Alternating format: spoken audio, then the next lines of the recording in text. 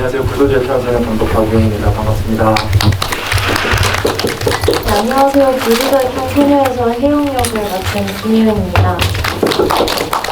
네, 자리에서 이야기 이어가도록 하겠습니다. 되게 오랜만에 이 상상마당 새로 오픈하고 나가지고 처음 홍대를 왔는데 정말 밖에 되게 불타는 금요일이 벌어지고 있어서 여러분들은 영화 안에서 되게 불타는 어떤 이 열정을 보셨겠지만 되게 놀라운 광경을 좀 보고 오기도 했었어요.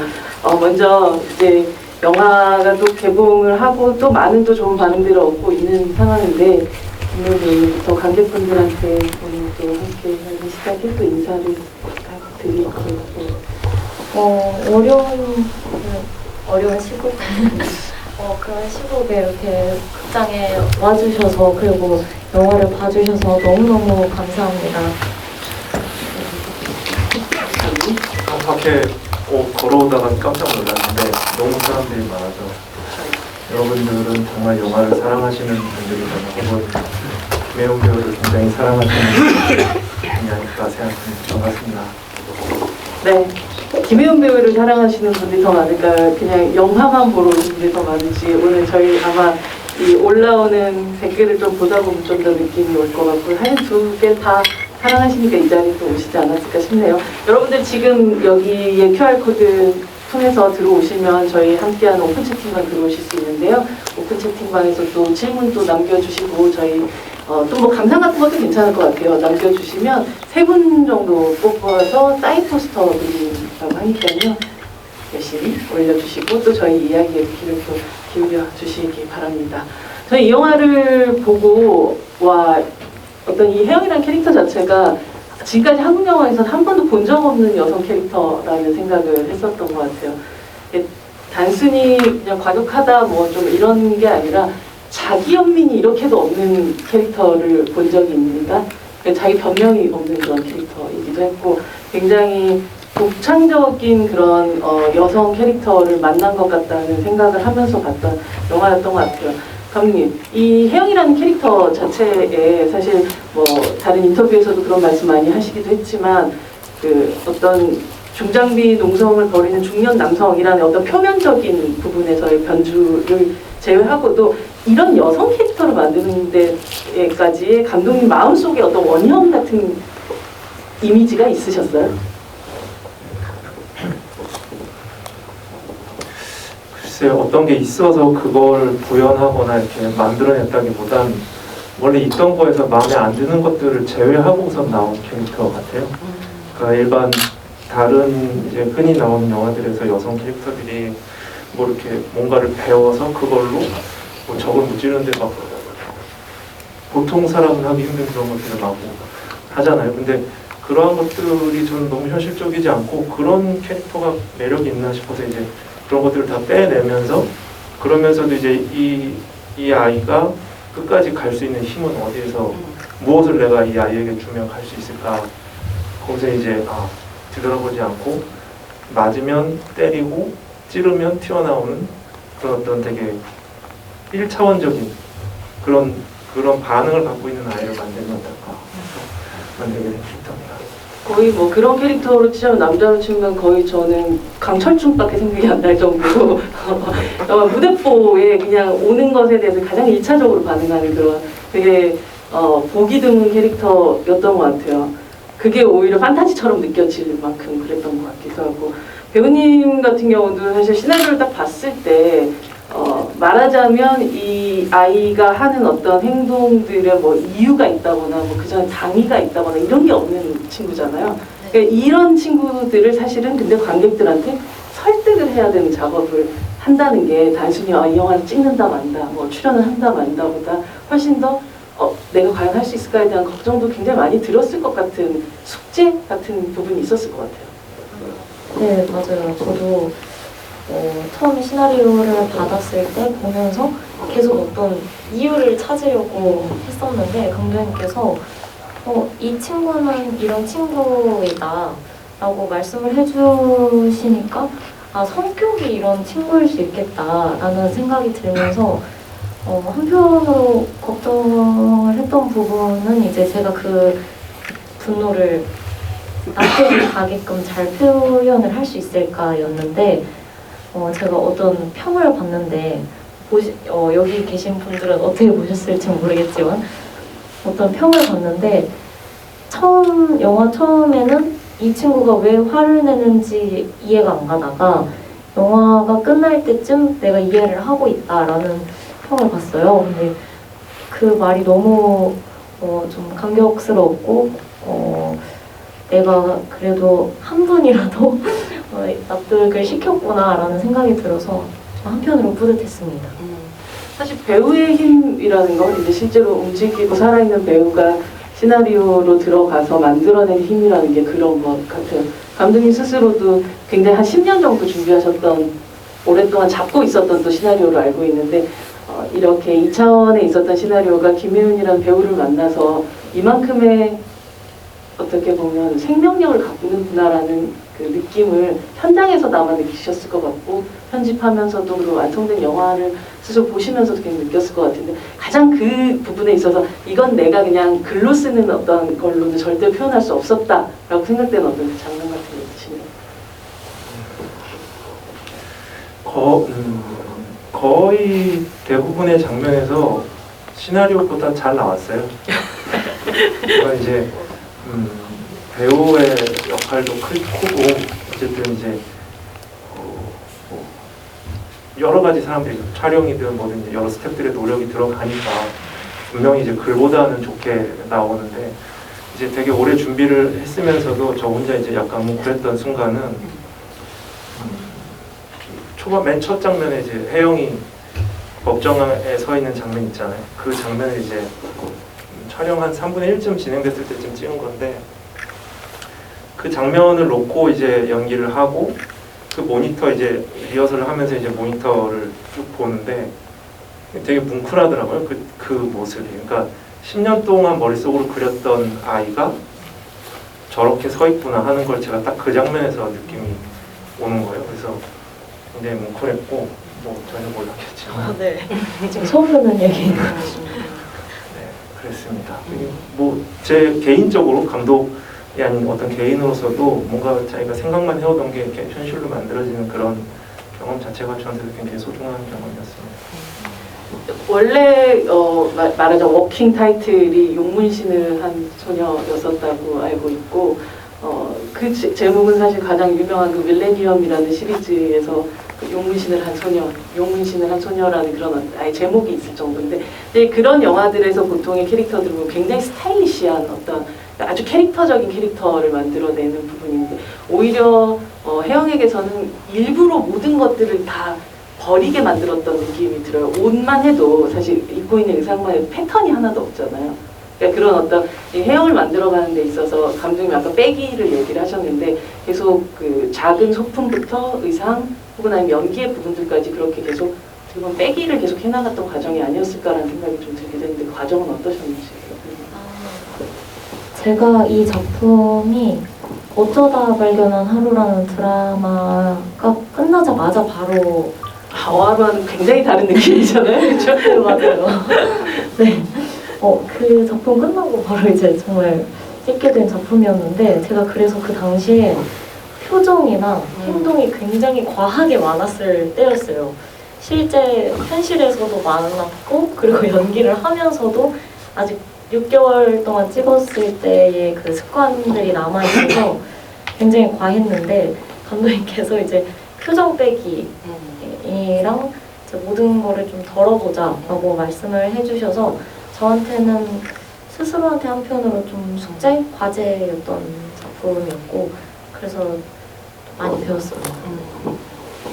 지구에서 온 대장 말티주님께서 혜은배우님 영화 잘 봤습니다. 개인적으로 제일 인상에 남는 거는 문신이었는데, 혹시 용 3마리에 대한 의미라던가 뭐 이런 게 있을까요? 또 보니까 혜영이 계속 팔토시를 하고 안 하고 하는 때가 딱 정해져 있는 것 같아요. 뭔가 용기 아니면 세 보여야 할 때 팔토시를 내리고 전진하는 신이 많고, 그냥 다닐 때는 팔토시를 문신을 가리고 다니는데 마지막에 아예 팔토시를 안 하더라고요. 혹시 영화의 거의 마지막 쯤에 이런 변화가 어떤 의미가 있을까요? 제가 생각하기에 문신의 의미는 이렇게 말씀 잘해 주셨는데, 전 크게 두 가지라고 생각을 하고요. 첫 번째 의미는 이제 다른 사람한테 내 약점을 들키고 싶지 않아서 강해 보이고 싶어서라고 생각을 했고, 두 번째는 용기를 얻고 싶을 때 본인의 팔과 본인의 문신을 보면서 좀 힘을 얻는 그런 존재라고 생각을 하고요. 팔토시를 벗는 건 정말 특정 장면에서 그렇게 벗는데 본인이 어떤 아까 말씀드린 어떤 두 가지를 표현하고 싶을 때 벗는 것 같아요. 그리고 후반부에는 이 팔토시를 벗는다 안 벗는다의 의미조차 이제 잊어버릴 정도로 본인의 앞으로 나아가는 게 세서 뭐랄까요? 더 이상 그것이 그렇게 네, 의미가 이게 없어지는. 그리고 본인한테 신경이 쓰이지 않는 그런 존재여서 했던 것 같고, 용이 3마리인 건 원래 2마리였는데 그래요. 한글께서 네. 한 마리를 더 추가하셨으면 좋겠다. 원래 촬영 초반엔 2마리였는데요. 카메라 찍다 보니까 팔 뒤가 비어서 이거 너무 비는데 하나 더 할까? 그리고 뒤에다 하나 더 붙였어요. 그래서 3마리가 됐는데 특별한 이유는 없습니다. 원래 저는 제가 문신 안 해봐서 잘 모르지만 문신을 조금씩 늘려가더라고요 보니까. 근데 혜영이 했었던 최초의 문신은 그럼 한 마리였을까요? 한 번에 다 하죠? 한 번에 다 했을 것 같아요 이 친구는. 근데 아까 얘기하셨던 대로 더 이상 팔토시가 필요 없어지는 어떤 그 순간들을 얘기를 들으니까 약간 혜영이 아이언맨 같다는 생각이 또 들기도 하네요. 아이언맨이 어느 순간 어떠한 자기의 그 수트가 없이도 더 이상 자기는 그냥 아이언맨이라고 얘기하는 그 순간 같은 게 있잖아요. 그런 면에서 성장 영화라는 표현 같은 걸 그렇게 붙이고 싶진 않지만 또 실제로 혜영이라는 그 팔토시만으로도 이 친구가 얼만큼 성장했는가도 또 느껴지고 변했는가도 좀 느껴지는 그런 느낌인 것 같아요. 이 영화 속에 나오는 사람들이 이제 각각의 무기들을 조금 드는데 좀 물론 이제 중국집을 하고 있는 설정이긴 하지만 그 식칼을 그렇게 아무렇지 않게 이렇게, 물론 아무렇지도 않진 않았지만 꺼내는 그 아버지와 혜영도 한번 식칼을 들긴 하지만 사실 약간 각각의 무기가 좀 따로 주어져 있다는 생각을 했었거든요. 감독님. 혜영에겐 주로 가위가 주어지고 처음부터 가위를 꺼내고 아버지는 주로 이제 아주 끝까지 이제 식칼이란 것이 되게 중요한 의미로 쓰여지는데 거의 무슨 베를린의 하정우 씨급으로 그냥 주변에 손이 잡히는 대로 찌르는 그런 느낌이기도 했었는데, 이런 어떤 그 각각의 무기들을 다르게 주신 어떤 이유가 있으신가요? 처음 나온 그 첫 장면에서 이제 막 때리는 장면에서 가위를 이제 연출팀에서 되게 이따만한 가위를 처음에 해왔어요. 그래서 아니다, 얘가 그런 애가 아니다. 그러니까 작고 이렇게 문방구에서 살 수 있는 정도 가위다. 막 이렇게 뭘 죽이려고 간 게 아니니까. 이제 그래서 그 가위의 크기나 모양 같은 게 처음에 이 캐릭터가 막 그렇게 막 나가는 애는 아니다. 그거를 약간 암시를 하긴 해요. 근데 이제 그 이후에는 그냥 잡히는 대로 가져 나가는 거고, 그리고 이제 원진의 경우에도 그냥 잡히는 대로 가지고 나간 거죠. 이제 제가 노렸던 것은 이제 그 혜영이 아직 아빠가 어떤 일을 당했는지 혹은 아빠가 자기의 무엇을 막아주고 있었는지 모든 그 때가 이제 지나고 뭔가 알아가던 그 즈음에 아빠와 똑같은 상황을 혜영이 당하는 그 장면을 이제 가위에서 칼에서 가위로 이렇게 옮겨가는 장면들을 이어붙이면서 보여주고 싶어서 그런 무기들을 이제 쓰게 됐죠. 최장에게 소리를 지르면서 끌려나가는 그 두 장면이 반복적으로 다른 아버지와 딸로 해서 그 배치가 되어 있는 그 편집을 말씀하시는 거죠. 그렇죠. 그때 확실히 이 두 사람이 되게 다른 사람들이지만 또 닮아 있는 사람들이라는 느낌도 받기도 했었고, 또 혜영 자체가 아버지의 입장을 정확하게 이해하게 되는 어떤 포인트이기도 했었던 것 같아요. 그 해피엔딩님께서 숨기지 않고 왜 아시는 분이세요? 제 팬카페 이름이어가지고 팬카페 명으로 다 활동하시는군요. 이 안에서도 숨기지 않고 거침없이 자신의 감정을 드러내는 혜윤으로서의 혜윤이라는 캐릭터의 부러움을 느끼신 적은 없느냐, 이런 질문을 하셨어요. 사실 우리 모두 혜윤이처럼 살고 싶지만, 혜영이처럼 살고 싶지만, 그쵸, 여기서 아마 캐릭터에서 혜윤이로서 혜영이한테 캐릭터의 부러움을 느끼신 적 있으신지에 대한. 저는 하나를 보고 돌진을 하는 혜영이의 캐릭터가 부럽다고 느낀 적이 굉장히 많고 매 순간 그랬는데 본인의 어떤 감정을 숨기지 않고 다 드러내는 게 저는 찍으면서도 한편으로 좀 대리만족했던 것 같아요. 좀 시원함을 다른 사람들한테 이렇게 속에 있는 감정을 다 표출하면서 말하는 경우가 많이 없다 보니까 원래 성격은 어떠세요? 원래 이건 좀 과한 것 같아요. 이렇게 분노가 난다 이렇게 막 가위거 이런 적은 없지만 뭔가 그런 본인의 감정에 충실한 순간들을 찍을 때마다 굉장히 멋있고 부럽다라는 생각을 하는 것 같아요. 제가 김혜연 배우에 대한 자료조사를 좀 했더니 김포 중장비 학원 선생님께서 블로그에 자랑을 그렇게 하셨더라고요. 그래서 김혜연 배우가 3일간 페이로더 및 스키드로더 특훈을 받았습니다. 페이드로더는 매우 큰 장비라 김혜연 배우가 부담을 가질 줄 알았는데 겁없이 질주하는 모습을 보고 깜짝 놀랐다.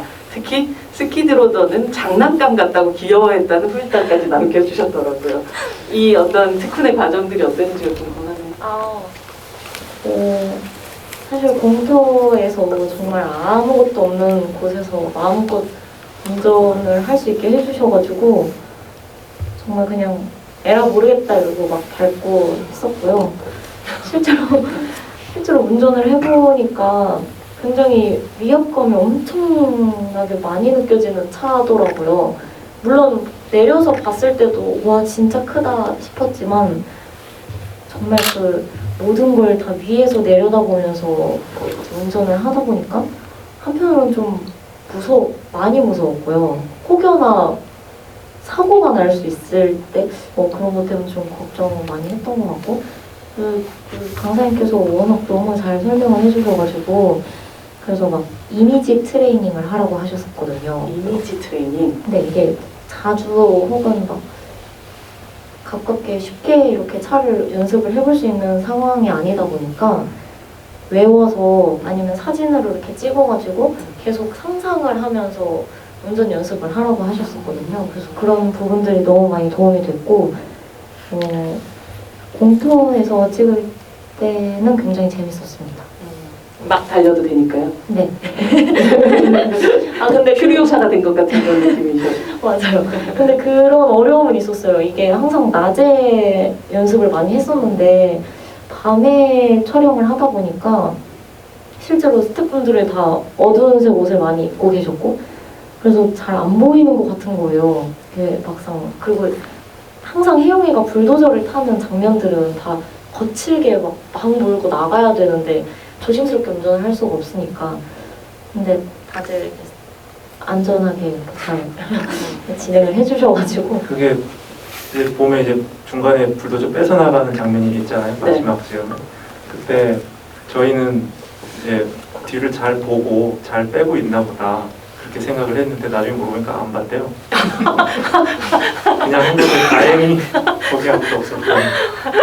이게 사실 이제 해명을 이게 사실 우선 근데 감정이 그러기도 했고요.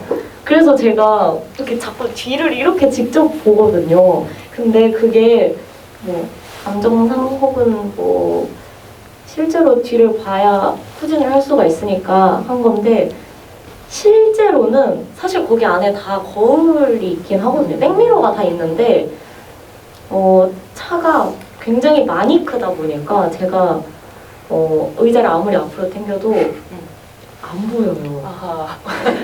엑셀이랑 브레이크도 잘 밟기가 힘들었고 차 자체가 너무 크다 보니까 그래서 직접 몸을 돌려서 뒤를 봤었고 실제로 편하게 운전할 땐 거의 스포츠카처럼 누워서 운전을 했었어요.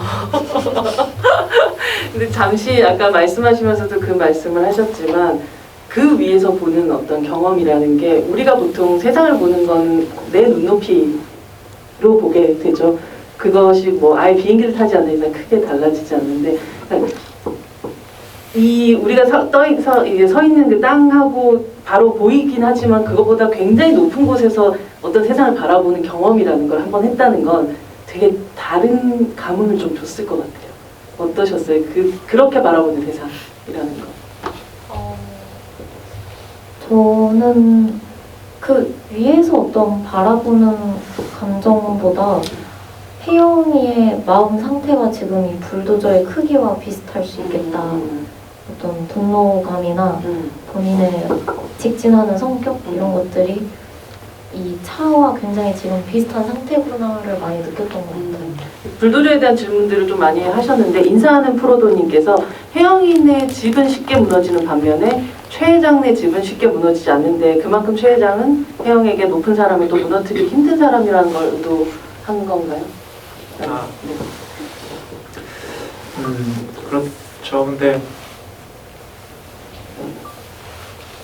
그렇게 그런 벽이기도 하고 사실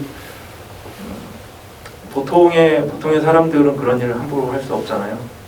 그게 이제 단순히 그 사람이 크고 넘어갈 수 없는 벽이기 때문에 그래서이기도 하지만 사실은 되게 많은 사회적인 안전망들이 거기엔 있어요. 그 사람을 지키는 법이든 뭐 관습이든 뭐 여러 가지 것들이 그 사이에서 사실 할 수 있는 건 그걸 이렇게 무너뜨리려고 뭔가 해보지만 사실은 옴짝달싹 못하고 바퀴만 헛돌 뿐이죠. 우리가 하는 건. 그러니까 이제 그 모습을 같이 보는 거가 이 영화를 관람하는 거에서 좀 의미가 있지 않을까. 그런 의미에서 이제 그런 넘어가지 않는 벽과 불도저와 바퀴와 그리고 금방 넘어가 버린 집이랑 이런 것들이 설정이 됐습니다. 감독님 말씀하셨던 것처럼 어떻게 보면 그 사람은 지켜주는 많은 사회적인 울타리 같은 것들이 있지만 혜영이 같은 친구한테 그게 없기 때문에 사실 이 친구가 뭐 사실 폭력이란 건 나쁘지만 그것을 행사해서 어떤 그 자기가 화가 났거나 자기한테 불합리하다라는 것에 응징을 하는 순간에 쾌감이라는 것이 굉장히 큰 영화이기도 했던 것 같아요.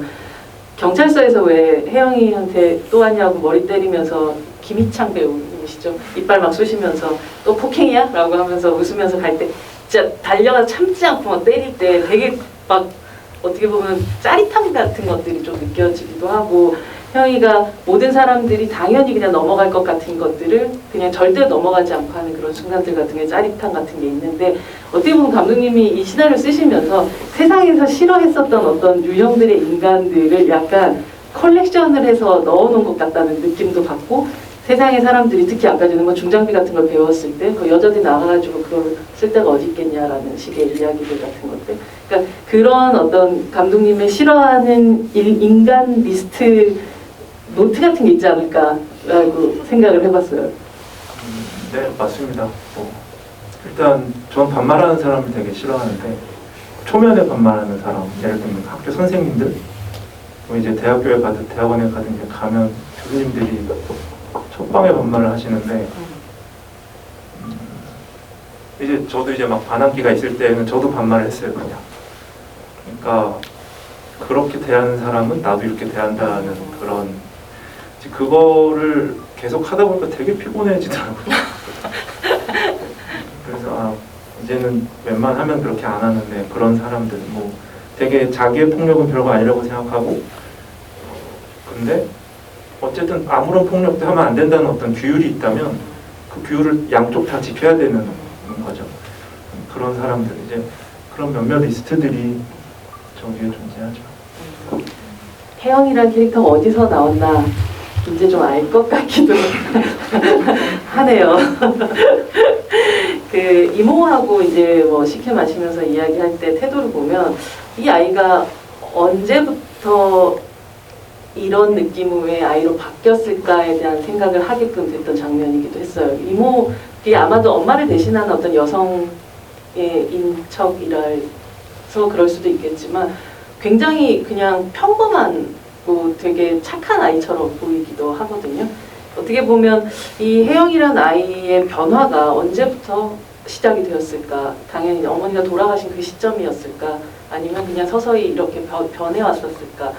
아빠하고 이야기할 때도 보면 이게 약간 지금 어린 시절의 아이들이 아버지와 대화할 때 그 반말을 쓰는 그런 느낌 같기도 했거든요. 그러니까 뭔가 어떤 관계에 있어서 나이가 서로 안 들어버린 것 같은, 거기서 멈춰버린 것 같은 느낌이 들기도 했었는데 그렇게 혜영이를 중심으로 뭐 이모부를 만날 때, 이모를 만날 때, 아버지를 만날 때, 혹은 자기를 무시하거나 좀 괴롭히는 세상의 어른들을 만날 때 조금씩 다른 태도를 좀 보이는 방식으로 연기를 한다는 느낌을 받기도 했거든요.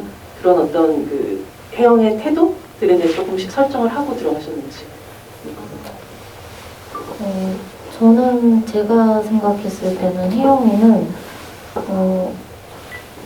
뭔가 본인한테 악이 있는 행동을 안 하면 저는 사람마다 레드 버튼이 있다고 생각을 하거든요.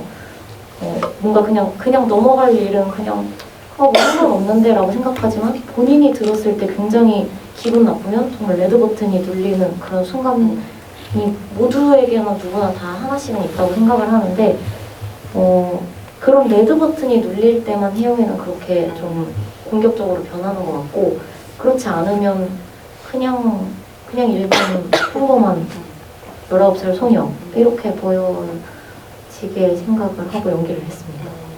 그 가장 강력한 레드 버튼은 무엇이라고 생각하세요? 혜영이에게 가장 강력한 레드 버튼. 제가 연기를 하면서 더 이 친구의 어떤 화남과 분노 이렇게 표출하는 걸 봤을 때 더 느껴졌던 건 아무래도 해적이를 지키려고 뭔가 지킬 것이 너무 확실하게 있고, 그렇다 보니까 본인이 터전이라고 해야 할까요? 그게 꼭 보이는 해적의 짬뽕집 이렇게 건물일 수도 있겠지만 본인의 마음의 영역에 내 가족을 건드리면 이제 그게 폭발하는 친구인 것 같아요.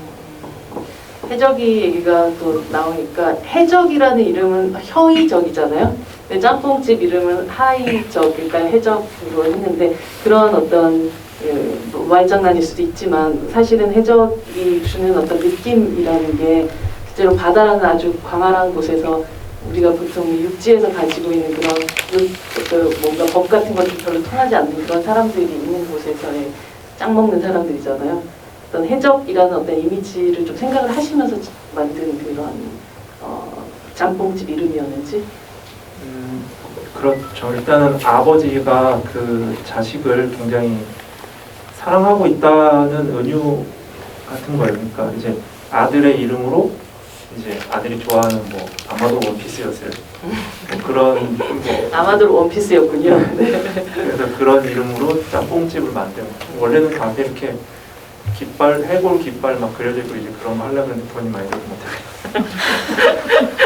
그 돈이 많이 들어서 해놓은 걸 또 나중에 또 부숴야 되니까 심지어. 이 해적 역의 박시우 배우 2011년생이더라고요. 네, 12살 이제 다 컸네요. 네, 그렇긴 하지만 뭐 저는 혜은 배우 같은 경우도 아주 어린 시절부터 연기를 해왔던 배우이기 때문에 뭐 아역 배우가 있다고 생각하지 않고 그냥 어린 배우, 그냥 나이가 좀 어린 배우고 나이가 좀 더 많은 배우가 있다 이렇게 정도의 차이인데, 그래서 이 연기를 하는 순간에 함께 있는 배우가 이 사람을 그냥 어린이로 치고 아역 배우로 치는 게 아니라 같이 일하는 동료로 이렇게 바라볼 때 그 배우들의 힘들이 확 올라온다는 느낌을 받았는데, 특히나 해적이랑 혜영이 함께 있는 순간들의 연기들이 더욱더 좋았다는 느낌을 받았었거든요. 근데 그건 그 뜻은 이 박시우 배우한테 또 이제 그 함께 앙상블을 하면서 받았던 에너지가 꽤 크지 않았을까 싶기도 했거든요. 어떠셨어요? 두 사람이 함께 감정적으로 말하자면 들어가야 되는 그 후반부 장면들 같은 경우 찍을 때는. 제가 시나리오를 읽고 나서 감독님이랑 리딩을 하면서 아마 제일 먼저 말씀드렸던 게 해적이랑 굉장히 친해져야 될 것 같다. 아무래도 해적이와의 어떤 붙는 장면도 너무 많고, 그리고 정말 누나와 동생처럼 보여야 이 영화가 더욱더 이제 설명이 될 것 같아서 친해져야겠다라고 1순위로 생각을 했는데, 다행히 그 시우 친구가 되게 잘 따라줬고 실제로 저한테 의지를 굉장히 많이 해줘서 그런 모습을 보면서 저도 더 힘이 나서, 그리고 실제로 연기를 하면서도 지켜야겠다라는 생각이 더 많이 들어서 내가 이 현장에서 이 친구를 지켜야겠다 이런 마음. 네네, 뭐 현장에서도 그렇고 정말 연기하면서 그 해적이의 모습을 보면서도 그렇고 덕분에 이렇게 잘 좋은 시너지를 얻었던 것 같아요. 그런 느낌 있지 않나요? 같이 어릴 때 연기를 시작한 후배를 바라볼 때 비슷한 방식으로 이제 뭐 학교 졸업하고가 아니라 정말 어릴 때부터 시작한 친구를 바라볼 때 해주고 싶은 이야기라든지 이런 것들이 좀 다른 배우들과 남달랐을 것 같기도 하거든요. 저는 사실 제가 그 꿈꿔왔던 나이보다 훨씬 더 어린 모습이기 때문에 네? 아 죄송합니다. 어린 모습이기 때문에 어린 친구이기 때문에 굉장히 멋있다라는 생각이 가장 먼저 멋있다. 네.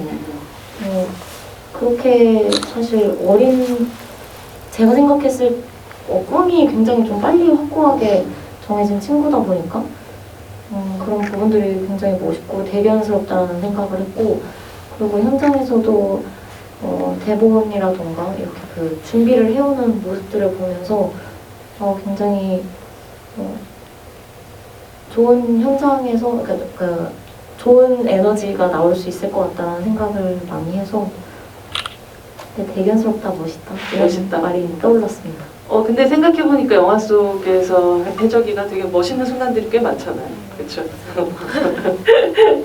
그 최영환의 비서가 처음에 이제 왜 저 사람 팔에 왜 파스 같은 걸 붙이고 있나라고 이렇게 생각했었는데 나중에 알고 보니까 결국은 그게 구본진에 의해서 상처를 입게 됐었던 건데, 그랬다면 처음에 딸인 혜영이가 찾아갔었을 때 구본진이라는 아버지 이름 얘기하거나 뭐 이랬을 때 되게 매몰차게 했을 것 같기도 한데 의외로 꽤 되게 약간 동병상련을 느끼고 있는 것 같은 느낌의 그 비서분의 태도 같은 게 느껴졌었거든요.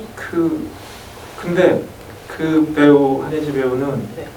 뭐랄까 제가 주문하지 않은 걸 굉장히 많이 했어요.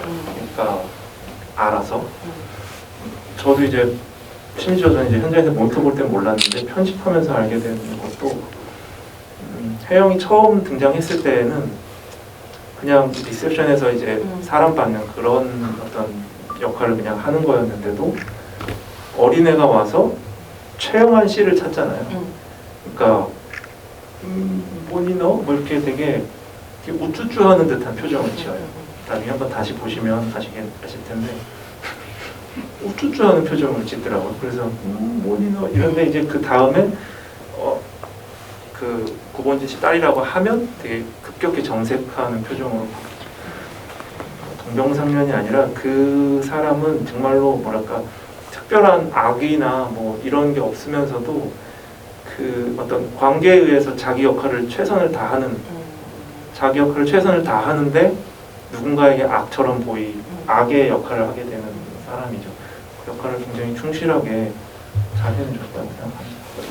잠깐씩 등장하는 배우들도 그냥 허투루 캐스팅하지 않았다는 느낌을 굉장히 많이 받기도 했었는데 아까 말씀하셨던 그런 뭐 박시우 배우뿐 아니라 그런 배우들을 찾아 나가는 과정들에서 어떻게 그 과정이 있었는지 궁금해요. 오디션 혹은 아니면 일단 저는 굉장히 좋은 동료 감독들이 있었고, 그래서 동료 감독들의 추천들이 있었고, 그리고 우리나라에서는 사실 캐스팅 디렉터랑 작업을 그렇게 잘 안 하는 경향이 있어요. 연출팀들이 이제 그 배우들을 쭉 오디션 작업을 보고 하면서. 근데 저는 캐스팅도 하나의 전문 분야고, 제가 연출을 전문으로 하듯이 그 분야를 전문으로 하는 사람의 힘을 받는 게 좋겠다. 그래서 이제 최철웅 캐스팅 디렉터라고 해서 이제 같이 작업을 하게 됐고, 많은 영화에서 작업하고 계신 캐스팅 네. 디렉터시죠. 그분이 이제 굉장히 무리해서 이 정도의 규모의 영화에서 좀 힘든 배우들도 이야기가 좋으니까 한번 해보자고 부탁을 하셔서 같이 작업하게 된 배우님들이 많습니다. 사실 이제 규모가 크지 않은 영화들에서 그런 배우들이 사실감이 좀 떨어질 때 영화 전체가 믿음이 좀 떨어지게 되는 경우들이 있는데, 이 영화가 어디에도 그런 빈틈을 만들지 않은, 구멍이 없었던, 그런 배우적인 구멍이 전혀 없다는 생각을 확실히 했었던 것 같아요. 그 병원에서 아빠 옆에서 바라보고 있다가 화상 입은 팔을 꼭 짜는 그 장면은 사실은 어떤 내용적인 설명이 되지는 않는 근데 사실 배우님의 연기를 보면 당연히 이해가 되는 어떤 감정이긴 했는데 스스로 연기하실 때는 어떤 마음으로 그 장면 찍으셨나요? 저는 그 장면이 이 모든 게 그리고 지금 혜영이한테 닥치는 모든 일들이 다 아빠 때문에 벌어진 건데 아빠는 계속 누워있고 이런 어떤 답답함과 그리고 이렇게까지 했는데도 안 일어날 거야? 어떤 미움, 애증 이런 것들이 섞여 있었습니다. 그러니까 가장 큰 자극을 주는 형태로. 네네. 눈앞에 보였고 그리고 굉장히 이 부분을 건드리면 아플 걸 당연히 알지만 이제 이렇게 해도 안 일어날 거야 이 어떤 그런 애증? 이 석유통을 이 장면이 굉장히 재밌지 않나요? 석유통을 처음에 빡 채웠다가 너무 무거우니까 갑자기 또 다시 좀 일부를 버리고 가게 되는 그 장면에서 굳이 이걸 채웠다가 버리는 그런 행동을 하는 과정들을 보여줬던 이유가 있으신가요? 네. 그냥 유머입니다. 그렇게 무거운 걸 들고는 못 가겠다. 그냥 유머거든요. 이제 석유통 들고 가는 뭐 이런 큰 누군가를 해하거나 자기를 해하기 위해서 통을 들고 가는 소녀의 이미지로는 죄 많은 소녀의 전여빈 배우가 딱 떠오르는 부분이 있었던 것 같은데 그 영화는 본인을 결국 해하지만 혜영은 절대 본인을 해하지 않잖아요. 스스로 자해하지 않는 여자라는 점이 되게 스스로 그리고 자책하지 않는 남 탓을 할지언정 절대로 내 탓은 하지 않는 이런 어떤 태도 자체가 주는 쾌감 같은 것들이 계속 있었던 그런 영화였다는 생각이 들긴 해요. 이걸 들고 갔었을 때도 참 어설프잖아요. 혜영이 하빈이 이 모든 어설픔을 감독님이 짧게 만들어셨던 그런 유머를 제외하고 우습게 보이지 않게 하기 위해서 되게 어떻게 보면 노력하셨을 것 같다는 생각이 들기도 했었어요, 영화에. 매 순간에 혜영이는 진심이었고 석유통이 정말 무거워서 버린 거였고 그런 어떤 라이터도 안 땡겨져?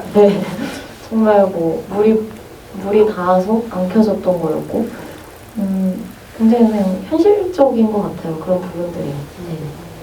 사실 중국집의 분위기는 약간 7, 8년? 유년기, 청소년기를 그곳에서 보낸 사람으로서 그 시기를 끝내는 행위 같다는 생각을 좀 하기도 했었거든요. 그 장면을 찍을 때 혜영이 눈에서 굉장히 많은 것들이 스쳐 지나갔기도 했었고, 그러니까 그 장면을 찍을 때 마음에 대한 얘기 조금 듣고 싶어요. 중국집 불 부술 때. 이제 두 가지의 장면 그냥 다른 얼굴로 연기하셨다는 게 보이더라고요. 네. 해적의 짬뽕집을 부술 때에는 단순한 건물을 부순다의 의미를 넘어서 내 추억, 가족들과의 어떤 삶의 터전, 그리고 지금까지 내가 살아왔던 정말 보금자리가 되어줬던 그 공간을 다른 사람들은 부술 수 없고 내가 내 손으로 직접 무너뜨리겠다.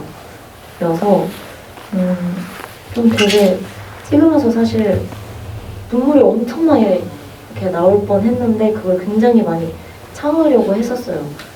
그래서 왜냐면 이 공간 안에서 정말 잠자고 뭐 행복했던 순간들도 있을 거고 안 좋았던 기억들도 있을 거고 그런 어떤 과거를 다 생각을 해보려고 하니까 좀 많이 감정들이 올라와서 오히려 참으려고 하면서 그 곳을 부쉈고 이제 최원 회장님 집은 정말 살기가 많이 느껴지게끔 이 세상의 어떤 부당함을 그 집에다 표출하는 느낌으로 그렇게 연기를 했었습니다. 눈물 흘리는 버전도 있었나요? 눈물을 더 흘리는. 지금 솔직히요? 네. 근데 솔직히요. 지금 여기서 많은 장면에서 네.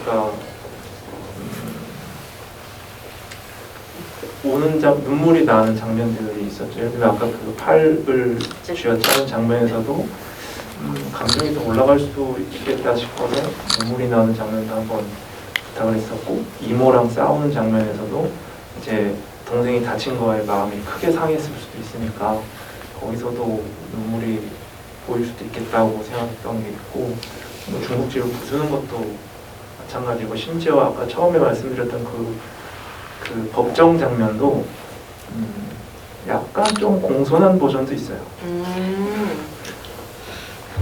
근데 이제 처음에 착한 아이처럼 시작을 할 수도 있었군요. 네. 근데 이제 저 여기 영화에 쓰인 거 중 맨 마지막에 찍은 마지막 테이크인데, 그냥 다 두고 맘대로 해봐라 라고 했더니 맘대로 한 거였죠. 그게 제일 맞았고, 맨 처음에 이제 그 장면 놓고 여기에 맞는 걸로 다 채워넣자 고 편집을 해나가죠. 오히려 그걸 기준점으로 잡으셨던 거고요. 이게 사실 능성구 씨가 주신 질문하고 또 이어질 것 같은데, 그 초반부터 끝까지 분노가 그라데이션으로 올라가는 느낌인데, 처음에 분노의 농도가 그렇게 옅지 않은데 체력적으로 연기할 때 힘들지 않았는지라고 물어보셨어요. 근데 이제 이런 약간 노래하는 거랑 비슷한 거잖아요. 첫 잘못 잡으면 나중에는 계속 끝간데 없이 올라가면 막 나중에 이게 허덕이게 될 수도 있는데, 이 어디서 음을 시작을 할 것인가, 그리고 최고점의 음을 어디로 잡을 것인가에 대해서 뭐 이 연기에 말하자면 좀 계획이 좀 필요했었던 영화였을 것 같기도 해요. 네. 그 부분에서는 저도 시나리오를 읽으면서 굉장히 많이 걱정을 했던 부분이었는데, 감독님께서 현장에서 이렇게 잘 잡아주셔가지고, 그래서 서로 모니터를 계속 보면서 찍었던 장면, 그리고 제가 뭔가 그때 과했거나 혹은 덜 했을 때 감독님께서 이제 전에 찍었던 장면 다시 이제 설명을 해주셔서, 그때 이렇게 했으니까 이렇게 해야겠구나라고 얘기를 하면서 많이 맞춰갖고, 그래서 이런 어떤 작품이 나왔던 것 같습니다. 근데 체력적으로도 많이 힘들긴 했어요. 지금 제가 오늘 구체적인 얘기를 많이 드리는데, 오늘 뭐 영화 보고 나서 하는 지부이니까 구체적이죠. 좋죠. 네. 그 이제 처음에 애들 패고선 버스 타고 오는 장면에 이제 되게 멍 때리고 있는 장면이 있잖아요. 네, 네. 그 장면이 사실상 거의 더위 먹은 상태에서 찍은 거예요. 그러니까 그 장면 찍기 전에 찍은 게 팔 경진이라고 팔 잡아 빼면서 이렇게 쭉 걸어 나와서 네. 보험 사기 아니야 하고 하는 그 장면인데, 그게 한 40테이크 간 장면이거든요. 가장 많이 간 장면 중에 하나인데, 이제 여러 가지가 맞지 않아서 계속 가다가, 저는 이제 그늘 아래서 한 번 더 다시 가죠 계속 말만 했지만, 정말 갑자기 더워지는 날이었어요, 그날이. 그래서 마지막에 오케이 내고선 이제 그거 말고도 이제 또 이어 찍어야 될 것도 있으니까 찍고 나서 잠깐 사라진 거예요. 배우님이? 그래서 이제 그 씬은 끝나고서, 보통 끝나고서 이제 같이 물캐하다 이렇게 가고 그랬는데, 봤더니 거의 쓰러져 있다고. 정신을 잃으셔서 기억이 안 났나 보다. 그렇죠? 기억이 거기까지였네요. 제가요? 맞아요. 거의 쓰러져 거의 더위 먹은 상태가 된 거였죠. 그래서 그 다음에 버스 장면에 찍는데 자기 표정이 나와서 전 잘 찍었어요. 실제적으로 뭐 영화를 봐도 그냥 에너지를 쓰는 것 자체가 모두가 다 힘들 수밖에 없는 어떤 에너지, 그게 누르는 거든 표출하는 거든, 그러니까 육체적으로도 정신적으로 쉽지 않은 그런 역할이었을 것 같다는 생각 확실히 드는 것 같아요. 그런 부분도 있지만 사실 저는 아버지의 임종을 보면서 그 아이가 고생하셨어요라고 얘기를 하잖아요. 이 말이 되게 인상적이었었던 것 같아요. 그 말을 감독님은 만약에 그 마지막 인사가 굉장히 많을 수가 있을 텐데, 그 많은 인사 중에서 이 대사를 떠올렸던 이유를 좀 듣고 싶고, 배우님께는 그 말을 뱉을 때 어떤 톤으로 해야 되겠다라는 생각이 있었는지.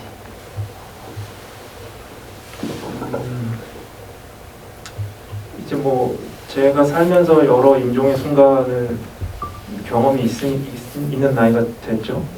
이제 그러면서 전 자연스럽게 그 말이 나오더라고요. 네, 이건 뭐 캐릭터가 뭐 그렇다기보단 근데 보통 이제 임종의 순간은 되게 재밌는 게, 사실 안 들릴 가능성이 되게 높아요. 돌아가시는 분. 그거를 이제 뭐 여러 사람이 모여서 그 임종의 순간의 말을 나눌 때 그 옆에 사람 들으라고 하는 건가? 이런 생각이 좀 들 때가 있거든요. 그래서 가능하면 조용하게 아버지만 들을 수 있도록 그 말을 자기의 마음을 전하면 좋겠다. 그래서 디렉션은 그렇게 했던 것 같고 그 말은 특별히 고민하지 않고 정말 저에게 그냥 사랑해요 뭐 이런 표현을 안 쓸 것 같은 친구니까. 네. 자기가 못해왔던 어떤 것에 대한 뭐 마지막 사과 같은 느낌도 있어요. 혜영 배우님은 어떤 마음으로 그 대사를 대사하나요? 저는 좀 용서하겠다. 아빠를 용서해주겠다의 의미로 연기했었습니다. 감독님의 또 생각과 또 배우의 생각은 조금씩 또 미묘하게 좀 다르기도 그게 하고. 맞아서 좋은 영화가 나오고. 그러네.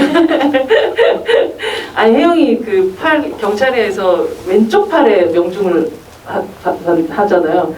근데 거기 왼팔에 문신이 많아서 총자국 괜찮겠다라는 생각이 들어 좀 안심이 되더라고요. 일부러 그런 그 팔에 총을 만든다는 그 설정도 그냥 문신하고도 연결되고. 사실 뭐 아버지랑 혜영, 원진이랑 혜영은 사실 거의 비슷한. 왜냐하면 아버지가 화상을 입는 팔도 왼쪽 팔인데 네, 맞죠. 그래서 이제 그 팔과 문신이 새겨진 팔, 가위와 칼 뭐 이런 식으로 이제 둘을 비슷한 상황을 겪게 된 인물로 이제 설정하려고 많이 노력을 했죠. 그 총은 뭐 그 각도밖에 안 나와서 그렇게 된 건데 그러고 보니 아 문신의 총을 맞게 되는구나. 이것도 또 아주 아무 의미가 없는 그런 행위는 아니겠구나라는 생각은 들었습니다. 시간 진짜 금방 가네요. 4억 2천만 원 정도 되는 보험금이 들어오는 것 같은데 혜영이는 저 배달을 갈까요? 아니, 그 당장 그 배달은 갈까요? 안 갈까요? 근데 그 가은 리버파크 7칸지인가요? 네. 거기가 주소가 없어가지고 갈 수 있을지 모르겠어요. 알바생이랑 싸우지 않으면 다행이에요. 아버지의 보험금이라는 걸 확인했었을 때 그 굉장히 미묘한 마음이었을 것 같은데 그때 뭐 다시 대사가 있는 게 아니기 때문에 그건 배우가 해석하는 거고 생각하거든요. 그 표정은 어떤 마음으로 그 표정을 연기했었는지가 궁금하더라고요. 항상 모든 순간 자꾸 이렇게 제가 보급적인 감정이라고 표현을 하는데 그 마지막 표정이 정말 복합적인 표정의 끝판왕이 아닐까. 되게 여러 가지 생각이 드는 것 같아요. 앞으로 뭐 그 해석이와의 어떤 그 미래도 있고 그리고 잊고 있었던 어떤 아빠에 대한 회상이 되는 순간이라고도 생각을 하고 그래서 네, 되게 복잡 미묘한 되게 혜영이가 이걸 보면서 어떤 마음이었을지 네. 그런 복잡 미묘함을 다 네네네. 안고 그건 다 표현하려고 많이 노력을 했고 실제로 이렇게 띵띵하고 이렇게 그 금액 들어오는 게 뜨는데 거의 마지막에 진짜 마지막 장면 찍었어요? 네, 장면을 촬영을 했었는데 그때 정말 그런 마음이 들더라고요. 이게 막 돈이 들어온다고 해서 엄청나게 막 기쁜 것도 아니고 그렇다고 이 돈이 뭐지부터 시작해서 점점 뭔가 상황 파악이 되는 그런 감정을 찍었습니다. 사실 한 감독과 한 배우가 그 시작을 함께 한다는 건 되게 큰 의미라는 생각이 들어요. 감독님에게도 불도저의 탄소년은 장편 데뷔작이시고 또 김연 배우님께도 사실은 영화로서의 첫 주연작이게 되는 상황이라서 이 영화 불도저의 탄소년은 본인에게 어떤 의미로 이제 남을 것 같은지 그 이야기를 하면서 저희 마무리 좀 해볼까 합니다. 이게 영화로 될까, 영화로 만들어질 수 있을까 일단 생각을 해보면 특별히 흔히 보던 형태도 아니고 그리고 주인공 자체도 전혀 호감이 가는 주인공이 아니에요. 3분의 1 지난 때까지 얘는 뭐야가 사실 정상인 반응이죠. 백업도 안 하고. 근데 그런 사람으로 그리고 마지막에 그리고 이제 이런 흐름의 이야기라면 크게 투자가 되지 않을 가능성이 높고 그러면 마지막에 그 불도저로 중국집을 부수는 건 어떻게 할 거냐. 여러 가지 문제가 현실적인 문제가 있는 거였어요. 근데 정말로 매 순간 정말 운이 좋았죠. 매 순간 운이 좋았고 그리고 심지어는 만들어져서 마지막에 편집을 하는 그 과정, 편집이 끝나고 음악하고 후반 작업을 하는 그 모든 그 결정의 순간순간이 다 운이 좋았어요. 저는 결과가 어떻게 나오든 혹은 뭐 발로 쓴 시나리오냐 뭐 영화가 뭐 있다냐와 굉장히 훌륭한 영화다라는 평을 동시에 받고 있는데 그럼에도 정말 굉장히 다행이고 뿌듯하고 그리고 김혜영 배우에게 고맙게 생각하고 있습니다. 자네에게 박수 부탁드립니다.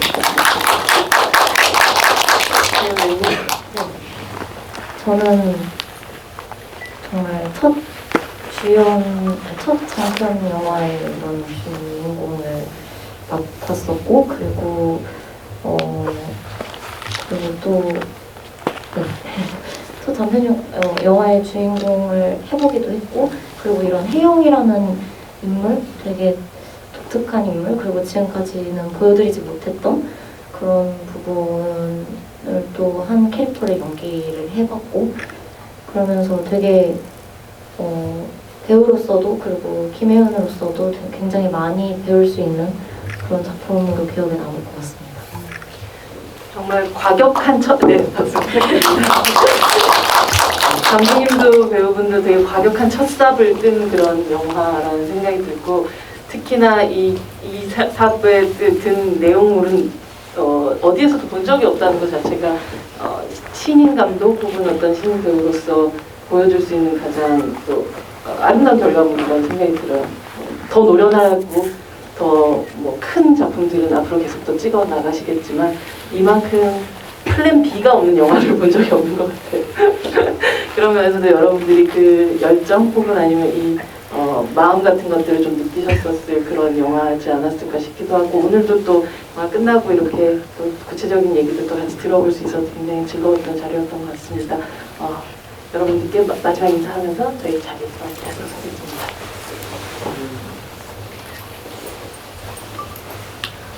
자기 돈을 내고 영화를 보러 온다는 게 굉장한 일이다라는 생각이 들어요. 그냥 이제 내시고선 오신 분들보다 그 돈을 받는 제 입장에서 이것을 보러 이렇게 이 자리에 와서 자기의 시간과 돈을 동시에 그래서 굉장히 고맙다는 인사를 드리고 싶습니다. 고맙습니다. 고맙습니다.